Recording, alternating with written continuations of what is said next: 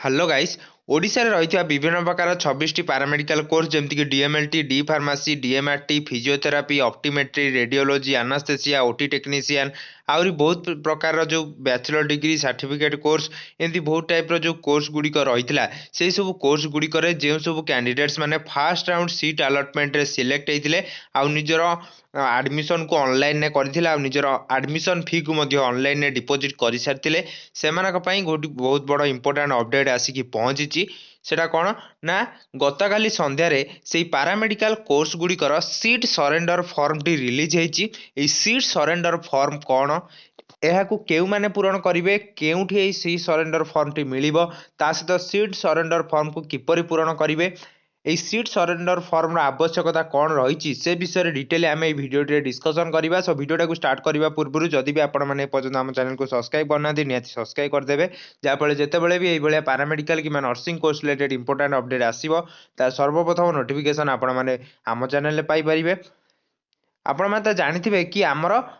Fast round seat allotment result ये paramedical course गुड़िकर release होता से ही first round seat allotment result रे जो सब कैंडिडेट्स मानकर नेम रही से आप जापे कि आमर क्यों कॉलेज रे सिलेक्शन होती प्राइवेट कॉलेज रही कि गवर्नमेंट कॉलेज रही आप जो कॉलेज रे सिलेक्शन होता आप अलॉटमेंट लेटर को डाउनलोड करुले अलॉटमेंट लेटर डाउनलोड करापर आप ऑनलाइन रे एडमिशन करथिले एडमिशन परे आपनकर सीएलसी माइग्रेशन ता सहित एडमिशन फी को डिपॉजिट करथिले एडमिशन फी को डिपॉजिट करिवा परे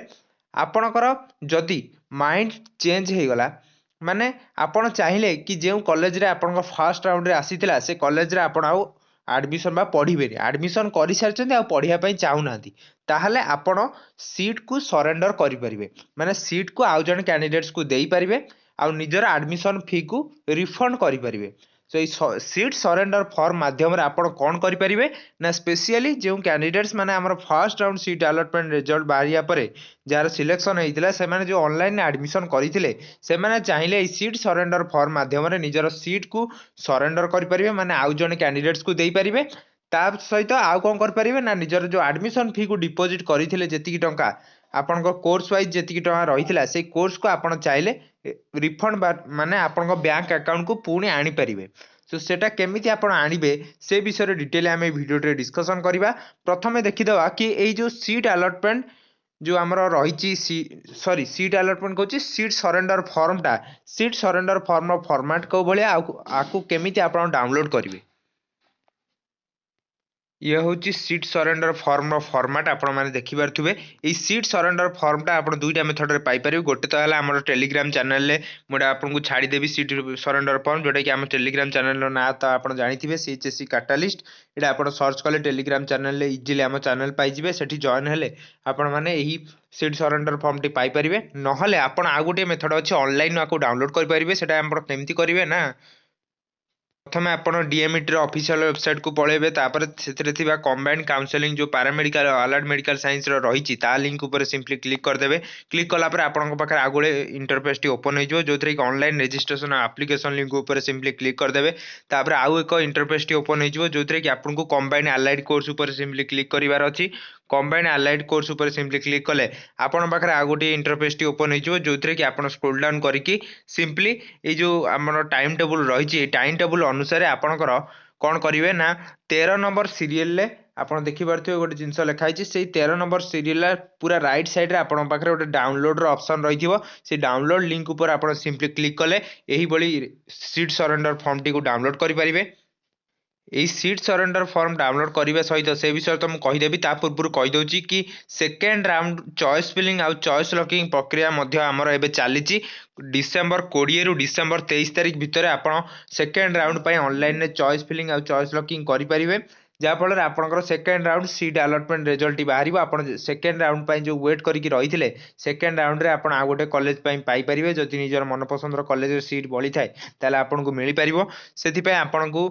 20 रु 23 तारिख भितर चॉइस फिलिंग करने पड़ो जमी आप फास्ट राउंड चॉइस फिलिंग करते ठीक से भाया सेकेंड राउंड चॉइस फिलिंग करेंगे जो सब कैंडिडेट्स मान सिलेक्शन आसीनी ता सहित जो मानकर सिलेक्शन हो जाए चाहते आ गोटे भल कॉलेज पाइबापी से ऑनलाइन चॉइस फिलिंग और चॉइस लॉकिंग एवं करेंगे जहाँकि 20 रु 30 तारिख भितर होची ଆପଣ ତ ଜାଣି ସାରିଲେ कि सीट सरेंडर फॉर्म के माने देबे जे माने फर्स्ट राउंड रे सिलेक्ट होइचंदी आ सीट सरेंडर करिया पई चाहुचंदी किबा निजर एडमिशन फी को रिफंड करिया पई चाहुचंदी सेति पई प्रथमे आपन केमिति आको फिल अप करिया पई पड़िबो से विषय कहि दउची प्रथमे आपन कोन करिवे ना एठी किछि करिवार नै जो आपनकर ब्लैंक स्पेस रहिची एथिरे आपनकर ना लिखिबार अछि आपन जो कैंडिडेट्स नेम जे कि हमर ए कोर्स पई एडमिशन करिचंदी तार कैंडिडेट्स नेम लिखिबे तापर एप्लीकेशन नंबर एठी लिखिबे तापर कोन लिखिया पड़िबो ना आपनकर कंबाइंड मेरिट लिस्ट रे केते रैंक रहिथिला आपनकर कॉमन मेरिट रैंक केते रहिची एठी लिखिया पई पड़िबो तापर आपनकर कोर्स नेम आपन केउ कोर्स पे एडमिशन करचंदी से कोर्स नेम टी को लिखिबे ता सहित आपनकर केउ राउंड रे सिलेक्शन आसीची बा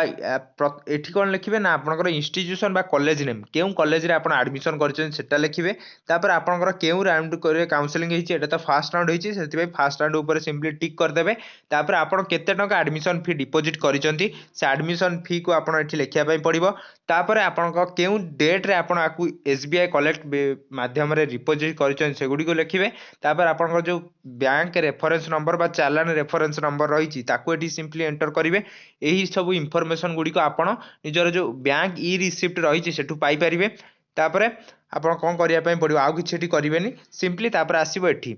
एठी जो बैंक अकाउंट डिटेल्स देबे सेटा निजर पर्सनल बैंक अकाउंट डिटेल्स टी देबे ताकू कोनोसी आपणकर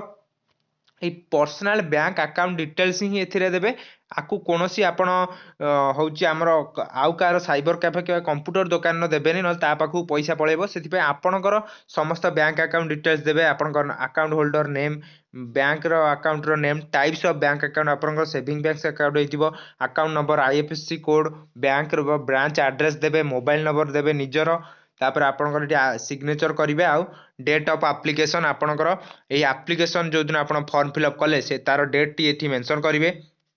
आगो फिलअप कर सारा पर आपण आकु स्कैन कर देबे स्कैन करके तांकर जो ईमेल आईडी देइचंदी आपण देखि परथुबे जो ईमेल आईडी टी एठी रहिची सिंपली जो ईमेल आईडी रहिची ए ईमेल आईडी रे आपण एही फॉर्म टाकू तांकू मेल करिवार अछि एही मेल करिया पई प्रथमे आपण आकु फिलअप करिवे तापर आकु स्कैन कर देबे स्कैन कला परे एही मेल आईडी रे पठै देबे आ गोटे कथा मन रखिबे एही ईमेल आईडी थ्रू रे जोटा आपण पठेबे ई सीट सरेंडर फॉर्म सेटा केवल आपणकर डिसेंबर 27 तारिख पूर्वरु ही पठेबार अछि डिसेंबर 27 तारिख होची लास्ट डेट संध्या 5टा पूर्वरु आपनको एही सीट सरेंडर फॉर्म टी को तांको मेल करिवार अछि जदि आपण एडमिशन फी को डिपॉजिट कर सचन आ ताको फेरिया पई चाहुचंती आ गोटे कथा हला आकु आपण केवल एई जो फॉर्मेट टा आपण दे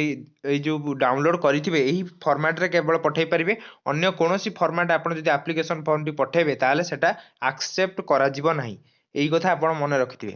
आउ सेकेंड राउंड विषय तो मु कहि देली सेकेंड राउंड रे केवल चॉइस फिलिंग चॉइस लॉकिंग चलीची जोटा कि हमर 20 रु 23 तारिख पर्यंत चलिबो तापर आपनकर अलॉटमेंट रिजल्ट 25 तारिख बाहरिबो जोटा कि 25 रु 27 तारिख भितर आपण देखि परिबे सेथिरे ऑनलाइन एडमिशन प्रक्रिया सेमति चलिबो सेकेंड राउंड रो तापर आपण सेकेंड राउंड रे को माने सिलेक्ट हेले से विषय रे आपनकर 28 तारिख रे बाहरिबो एम सब प्रोसीजर चलिबो सो से विषय रे आपण जेतले बाहरियो मु आपन कहि देबे आजरो वीडियोटा को एठी एंड करबा जदि वीडियोटा आपको भल लगी था निश्चय वीडियो गोटे लाइक करदेवे और वीडियो को बहु मात्रा शेयर करने जमार भूलें जमीक प्रत्येक पारामेडिकल ऑनलाइन एडमिशन करता कैंडिडेट्स पाखे वीडियो पहुंची पारे से जदि से कॉलेज एडमिशन करने चाहूना केमी निजर एडमिशन फी को रिफंड करेंगे से विषय में से जानीपारे बहुत किसी हेल्पफुल हम सो आज वीडियोटा को ये एंड करा वीडियो को एंड करने पूर्व जदि भी आप चैनल को सब्सक्राइब करना सब्सक्राइब करदेवे जहाँफल जितेबाला भी ये paramedical nursing course related important update आसो सर्वप्रथम नोटिफिकेशन आप चैनल पाइपर वीडियो को लास्ट पर्यटन देखि थैंक यू।